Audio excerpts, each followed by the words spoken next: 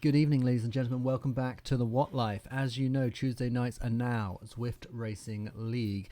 And keep an eye on the screen because this one goes off like an absolute rocket and it catches me out completely. We'll dive into a few bits and bobs in a minute, but the start on this was phenomenal and it just made me laugh because I kind of really wasn't prepared. Obviously, I didn't get the watts quite high enough.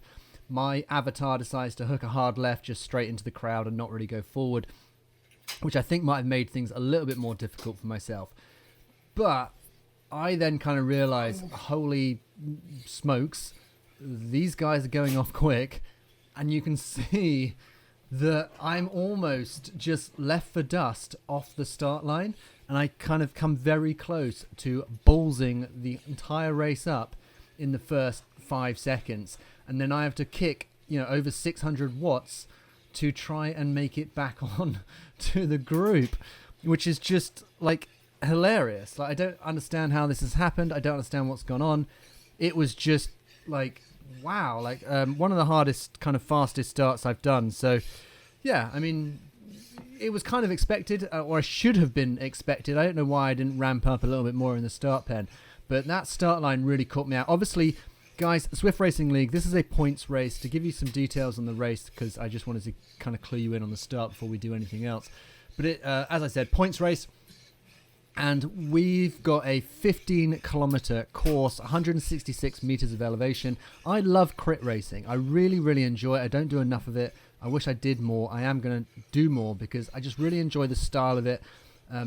Basically because you get a chance to kind of repeat the same loop and put the effort in. There's always that little spot where you have to kick hard and push. And that's exactly what was happening this evening, especially seeing as there were two intermediate segments. The champion sprint, which was the one for the which was the one towards the finish line. And then you got the Clyde kicker, which is the climb that we're about to head up in a second. Both of those are available for first over the line and fastest through segment. So I don't think I've ever earned a point in a Zwift Race points race, but nonetheless, I'm here and I'm trying my damnedest. So this is the Clyde kicker that I'm sure everyone who has ridden the Glasgow Crit circuit will know very well. There's just tons of power-ups all over the place. Like, the entire race was basically people dropping power-ups and just pushing off and working hard. My watts through here are just like screaming. Like, I'm having to really kind of work hard, and what worries me is my heart rate didn't get very high. I'm not really going to talk about kind of overtraining or stress or too much tonight because basically, guys, I'm having 4 days of just zone 2 really easy riding. I will not be racing. I will not be doing a workout until next week. Now bear in mind it's Tuesday, so it's all going to be easy riding because if you do keep track of, and I don't expect you to, guys, like I'm not that person that's kind of expecting anyone to pay any attention, but I had a meltdown last night on the bike. Tonight felt a little bit similar, but saying that, even though I want to kind of refer to this as a kind of little bit of a meltdown, I'm going to give you the power stats. So interestingly, what's been happening is a few of the Zwift monthly races have been slightly longer than this particular Zwift Racing League race, and weirdly, apparently it's not quite the normal thing for a Zwift Racing League race to be this short, which was just over 15k. So it was always going to be hard and fast. We knew that. So I managed to hold 294 watts for the 21 minutes that it took us to finish the race, which I'm really happy with considering how I felt and how things went. And what I mean by that is, like, it was like disastrous. There's moments where I'm like, oh my God, this really hurts. And you'll probably be able to hear me at points just talk in the background about how hard it is and how much I'm hurting and the pain.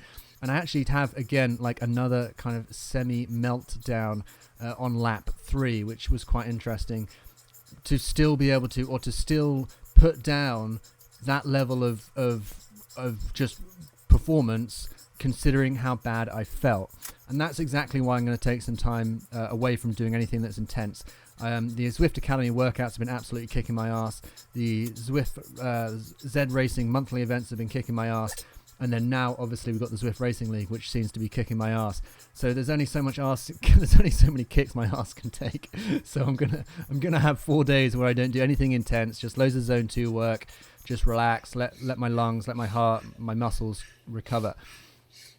Anyway, the power-ups for this race are obviously, you got the aero, you got the giraffe, and you got the feather. You can pretty much drop any of those at the bottom of the climb and make it to the top before they wear out. So that's kind of why anytime you hit the bottom of the Clyde kicker, everyone just drops and powers off up the climb.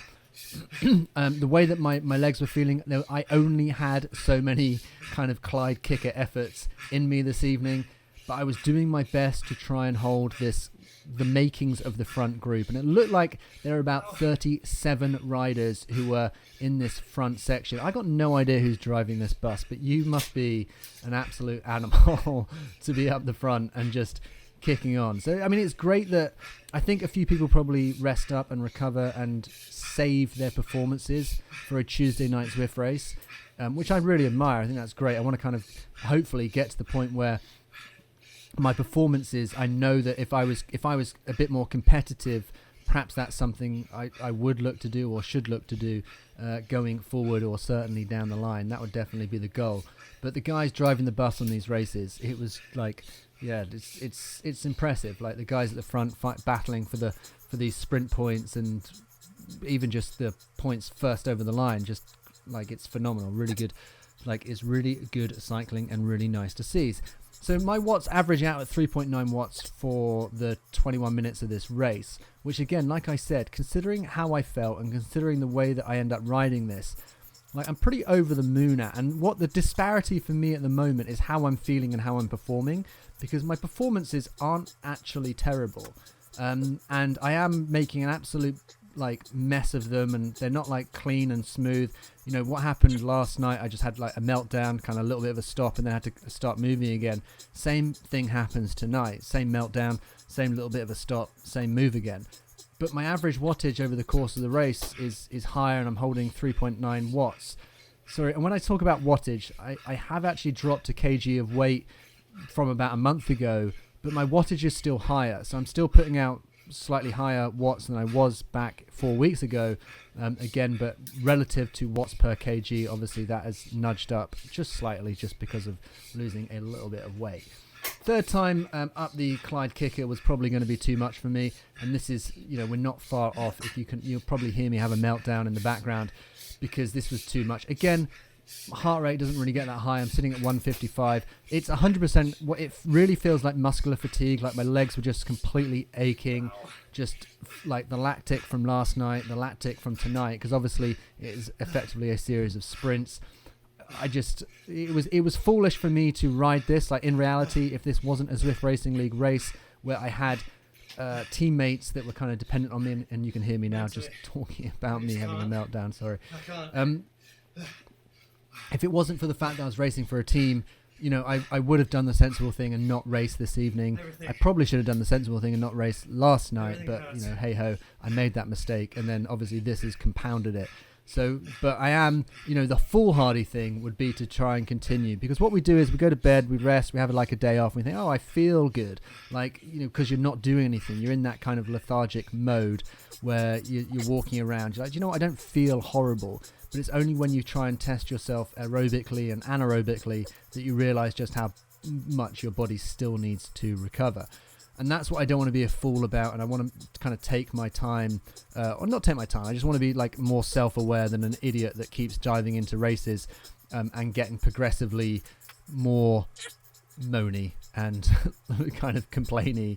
And even though my performances are not like terrible in terms of numbers, I do realize that the way that I'm getting to those numbers is not the way to continue progressing. I might be able to do it for like another, you know, 4 or 5 days, week, but after that I think I would just start kind of degressing. Is that what it's called? Just like getting worse, progressively getting worse, and that's what I want to avoid.